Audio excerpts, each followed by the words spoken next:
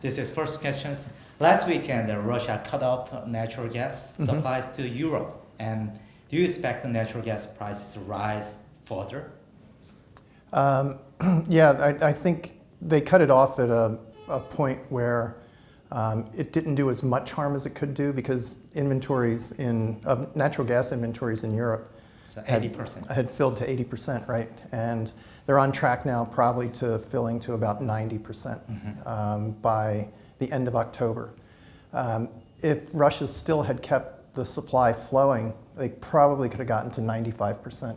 But I think they'll be fine, with the the inventory at the beginning of the season. What the market is going to wait to see is how bad the winter is going to be. There's a La Nina that's got a 60% chance of occurring during the winter months, and that's an atmospheric, thing that goes on with changes in sea surface temperatures, down in the Pacific. But it depends on the temperatures in the coming winter. Yeah. So normally La Ninas are associated with colder than normal weather in the winter in the northern hemisphere. So if we get that, which we had 3 winters ago, it'll be very difficult for Europe, and their demand for natural gas is going to go much, much higher. I would think also demand for natural gas in Asia would go much higher as well, because if you remember what happened 3 winters ago, Europe and Asia got into a bidding war for LNG, so they were driving the price of LNG during the winter much, much higher. And how about maybe the inventories of natural gas is sufficient to going over this winter, but how about the next year winter? Is that sufficient?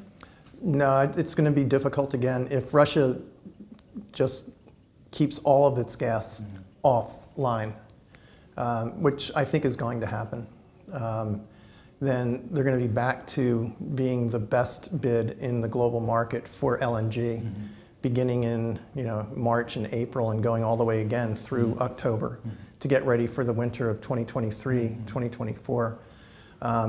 So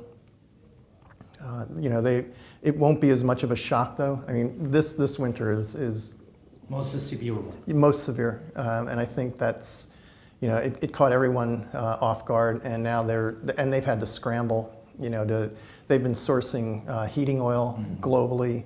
They've been sourcing LNG globally. They've been sourcing coal, and they're working now to smooth some of that out. But it's still going to be very difficult next year, and I expect natural gas prices will stay high as a result. Oil prices are falling this morning, and that prices are stabilizing around $90 per barrel, something like that. And will the European energy crisis have any effect on oil prices, or do you think these stabilizations will last? So we expect another 800,000 barrels a day of demand over the winter for mostly what's called distillates, heating oil, gas oil, for space heating purposes and for energy production, using it as a fuel to produce electricity in generators. So it does have that effect. It could be higher. I mean, I'm assuming that on average, over the winter, it's going to be 800,000. But if we get cold weather, and we get it in December, January, demand in those months is going to go much higher than 800,000 barrels a day in Europe, and maybe in Asia as well. If we get into another situation where the whole northern hemisphere is very cold, and that's something to be watching very clearly. It's all weather dependent, all of it. Okay, and do you think the price cap on Russian oil by the West will succeed? I have a hard time thinking that without China on board, without India on board, and without Turkey on board, it's going to have much of a chance to succeed. And it's also the fact that Russia President Putin has said that he will not sell oil Right. or refined products to any state that observes that Third-party price. that Yeah, tracking so system. they did it with natural gas, and that was really important. They have shown a willingness to follow through once they make a threat like that, and they've done it. I mean, they've cut off 100% of the natural gas going into Europe right now, which is what they said they were going to do if they embargoed their oil imports, which is what the EU is scheduled to do in December, all seaborne crude oil by December 5, and then by February 5, all refined products.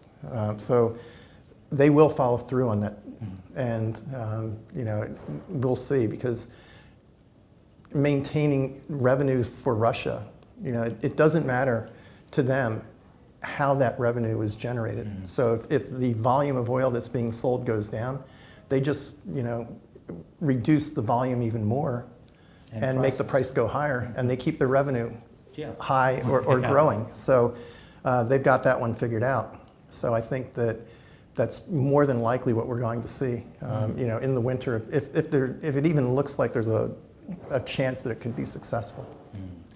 I saw one report from the JP Morgan. They assert that if Russian cut oils like 300 million barrel a day, something like that, and the price of oil going sky high, rocketing like 190 or 300, something like that. Yeah. Do you believe that? Yeah, we can get to that. So we assume in our modeling that because of the European embargo and the ban on insuring and reinsuring ships carrying Russian crude oil and Russian refined products, that Russia's going to be forced to shut in 2 million barrels a day, by the end of next year. That's where our model, gets us to. So, that would, be, if they were to say, okay, because of these oil price caps, we're now going to take another 2 million barrels a day off the market. So we simulated that.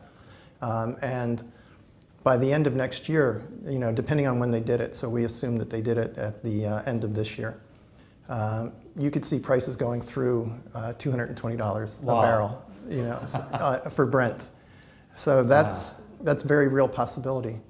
But there's also downside risk. The markets seem to be, very, very concerned that we're going to get, a deep recession globally because of the energy crisis in Europe, and because all the central banks now are tightening, and they're trying to bring demand down. So we thought, we'd run the simulation to the downside as well. So so in that event, we pretend that we lose 2 million barrels a day. What does that do to our model? And the model takes prices down below $60 a barrel by the end of next year, if we lose 2 million barrels of demand to recession. That case is you are assuming the U.S. economy also suffering deep recession? Right, it's just global. So we say the global hit to demand, so wherever it's going to occur, but we know we're going to see higher demand in the winter just because of the heating needs. But after that, demand for other things like gasoline and jet fuel could be going down. So we think that the downside risk is less than the upside risk, because right now the OPEC, what we call OPEC 2.0, what the media calls, you guys call OPEC plus. Yeah. So they've gotten very good at managing production, and they don't have very, very high inventories that they have to correct by making huge cuts in supply right now. So if they see demand weakening significantly, they'll catch that early enough so that they can reduce their production and keep prices from collapsing, which I think that they're very good at. The upside risk is much more likely to not be something they can contain, because they're running out of spare capacity. OPEC Plus is running out of spare capacity. There's not a lot of capacity that can be brought online in the U.S. or outside of the U.S. As well, at least not for this year, and it's going to take time to ramp up production next year. And if we go through all of the spare capacity that the Saudis and the UAE primarily have, there's nothing to constrain prices. The only thing that's going to, constrain price at that point is that prices will go so high that they will kill off demand. So by the time you got through $160 and you were on your way to $180, just as an example, you'd already start seeing demand falling off really hard. Okay. And the record high release of crude oil from SPR will end next month. Yes, yes. And will that affect oil prices? It could. I mean, that's one of the reasons we don't have, sharply higher prices. And that could be very important. So I think that going into winter, it's highly likely. I think, we're done with that program at the end of October, I think. The U.S. SPR would make a determination if the market still need that oil, and if it does, they'll keep it going. Maybe at the same rate, 1 million barrels a day, and make that available to the market. Again, that'll depend on weather. It'll depend on demand. It'll depend on where the economy is at that point. So, we'll see. We do not have them, reactivating it. When we do our supply-demand model, we don't have the U.S. extending beyond the end of October. So there's room there for a modification. But then you also don't know what's going to happen elsewhere. The U.S. and Iran are trying to get a deal to allow Iran back into the market, the nuclear deal. And, it's on again, it's off again. Now it looks like, the Iranians are saying that it's going to be pushed further into the future if the deal gets done. So it's really hard, to see where that happens. We actually think it's going to happen, but, it's going to keep getting pushed off. And probably it'd take, maybe if we get something by the end of this year, figure it'd take a month or two to get the production back up and running. It may be less, and if it's less, we'll take account of that. But we actually have Iran barrels coming back to the market at the beginning of the second quarter of next year. So if it accelerates a little bit, we'll bring that in, and that would also help. It will also trigger a response from the Saudis and the UAE. They will cut. That's what they said, and Saudi is very good at following through on, forward guidance that it provides. The UAE is as well. So, I mean, there's a lot of moving pieces here. So. If there is a lot of possibility to upside risk on the oil prices, is this a good time to invest in energy stocks? Yeah, we've recommended an ETF that trades in the U.S. that has a lot of energy, oil and gas producers in it. I actually favor that as an investment vehicle to just getting long oil futures contracts or something, because they're so volatile. The oil prices are just so volatile. There's days where it's up $10, and then there's days where it's down $10, and you're like, whoa. Other than that, and what opportunity do you see in the current commodity market? So the other thing we like is an ETF called COMT, which is an optimized version of the S&P's GSCI commodity index. So we like commodity index exposure. That's actually much less volatile than the individual commodities themselves, because the volatility of the different commodities offsets any one commodity's volatility. So we like that. We like being long the oil producers, oil and gas producers. We like being long the base metals producers because we've got this massive, renewable energy transition that we're trying to accomplish while dealing with this shock right now. And those markets are very tight. And none of that energy transition happens without base metals, most especially copper and aluminum. So, those markets are extremely tight. And, that's a decade-long play, as is the oil and gas, a decade-long play. I think you are believing the super cycle of commodities, and but despite the recent fall of that commodity prices, you still believe in the super cycle? We're in the super cycle of commodities? I don't think it's quite yet a super cycle because you got entirely different fundamentals, driving these markets. By demand, not demand, by supply. Supply side. So, but I am bullish. The industrial commodities, so oil, natural gas, metals, that sort of thing. So yeah, I think that this is a 5-year, a 10-year view. This is not. We think by next month this is going to happen. We're thinking over the next 5 years we expect to see markets continuing to tighten and prices to go higher. Okay. Agricultural commodity prices have stabilized since Ukraine resumed exports. And do you think this trend will continue? Tough to say. So it's now, today is the 7th of September. So just to timestamp it. There was a news headline that came out this morning saying that Putin is, expressing his doubts about that deal that they have with Ukraine now. Including agricultural exports? Yeah, agricultural exports in particular. And I think, that led to a really sharp rally in wheat and corn prices. So, that, again, it's a geopolitical element that is almost unforecastable. Like you can't forecast what Russia's next move is going to be, right? So, we'll see. But, and it also, this huge rally that we had in natural gas prices globally is going to make the cost of fertilizer much, much higher when, farmers go to plant next year, their crops for next year. So, it's going to, I think there you're going to see evidence of continued market tightness and a lot of volatility because it's not likely the war is going to end, at least over this winter. So we'll see. Okay, last questions.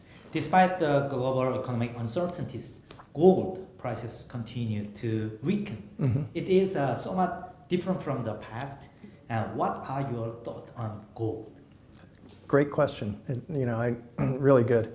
I looked at the gold prices this morning, and I think we were trading at 117.03, so 1,007. Call it $1,700 an ounce. I think what's going on here is that as economic and geopolitical uncertainty keeps increasing, it just every day there's more uncertainty. Everything is on the hands of Putin. And the weather and supply side. All of this stuff is all coming together right now.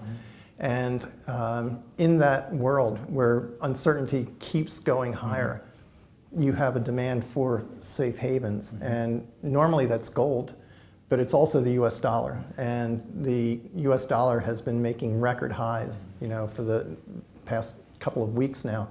I think yesterday it traded to record highs on a broad trade-weighted basis. So, the dollar is playing out as the ultimate safe haven, and by everybody wanting to secure dollars, they make the cost of gold, because it doesn't have a return, that becomes more expensive. You have to, if you're ex-US, you've got to convert your currency, your local currency, to USD before you can buy the gold. Or you can buy the gold locally, but that's going to reflect these very strong exchange rates. So I think that's what's driving it right now. It's this very, very strong demand for US dollar as a safe haven. Thank you very much for everything you my answered. pleasure. Great questions. Yeah. Bright answer and insightful answers. Oh, thank you. Thank you very much. I appreciate it. For being with us. Thank you.